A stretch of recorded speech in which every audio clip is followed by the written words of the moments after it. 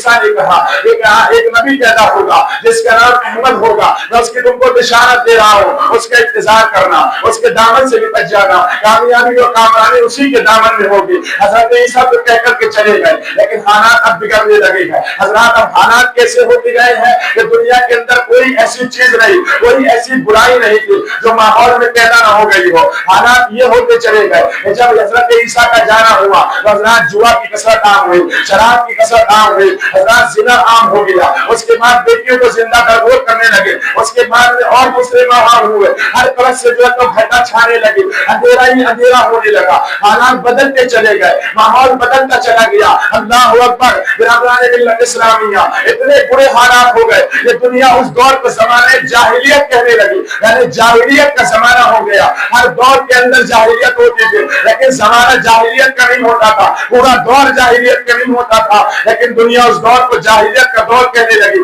حضرات عالم یہ ہو گیا کہ سگا جو ہے تو باپ نے اگر کوئی نکاح کیا ہے اور باپ کا انتقال ہو گیا، وہ سوتیلا بیٹا اپنی ماں سے شادیاں کرنے لگا، بہنوں کی عزتیں محفوظ نہیں رہی۔ اللہ اکبر، مردوں عورتوں کے اندر کوئی فرق نظر نہیں آتا، غلاموں پر ظلم ہونے لگا۔ حضرات اہل سنت ایسے ماحول کے اندر جب پوری دنیا کے اندر یہ حال تھا، عرب کی سرزمین پر لوگ اپنی بیٹیوں کو زندہ درگور کر رہے تھے، کچھ قبائل کا معاملہ تھا یہ۔ برادران ملت اسلامیہ، ہندوستان کی سرزمین پر لوگ عورتوں کو ستی کر رہے تھے، اگر کسی کا مرد مر جاتا تو اس کو اٹھا کر کے اس عورت کو بھی اس کے ساتھ زندہ جلا دیا جاتا۔ اس طرح کا ماحول ہندوستان کی سرزمین پر تھا۔ میرے آقا کے آنے سے پہلے عالم یہ ہوتا تھا، زندہ درگور لڑکیاں کی جاتی تھی، حضرات پڑھنے لکھنے کو لوگ برا سمجھتے تھے، حالات بڑے خراب ہو گئے۔ ایسے عالم کے اندر رسول پاک سرور کائنات کی آمد کا ہونا ضروری تھا۔ حضرات اہل سنت، اب معاملہ یہ ہوا کہ جب اس طرح کے معاملات بنے تو کیونکہ کچھ لوگ دین ابراہیمی پر تھے،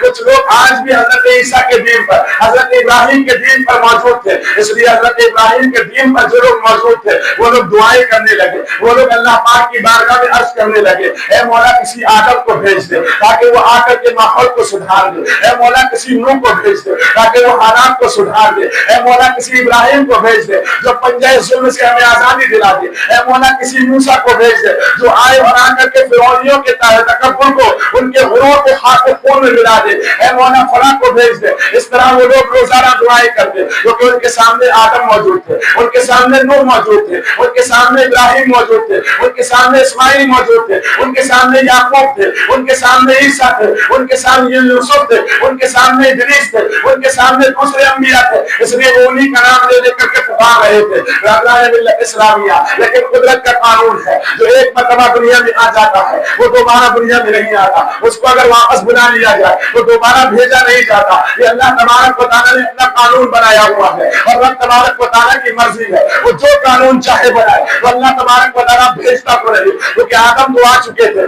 اس لیے اب آدم کو نہیں بھیجا جاتا، نوح کو آ چکے تھے اب نوح کو نہیں بھیجا جاتا۔ تو برادران ملت اسلامیہ، مشیت اس بھی جواب دیتی ہے، مقابلے والوں کو کہا جاتا ہے اب آدم کو تو نہیں بھیجوں گا لیکن آدم سے بڑھ کر کسی کو بھیجوں گا، اب نوح کو تو نہیں بھیجوں گا لیکن نوح سے زیادہ طاقتور کسی کو بھیجوں گا، اب ابراہیم کو تو نہیں بھیجوں گا لیکن ابراہیم سے زیادہ قوت والا کوئی بھیجوں گا، اب جو ہے موسیٰ کو تو نہیں بھیجوں گا لیکن موسیٰ کے معجزات سے بڑے معجزات والے کو بھیجوں گا، اب عیسیٰ کو تو نہیں بھیجوں گا جو انسانوں کو زندگی دیتا تھا بلکہ اب تو اس کو بھیجوں گا جو پتھروں کو بھی زندگی عطا فرماتا ہے، لکڑیوں کو بھی زندگی عطا فرماتا ہے۔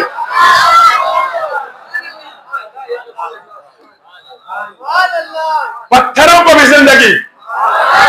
اور لکڑیوں کو بھی زندگی، اب اس کو بھیجا جائے گا، اب اس کو بھیجا جائے گا۔ وہ کون ہے؟ وہ کون ہے؟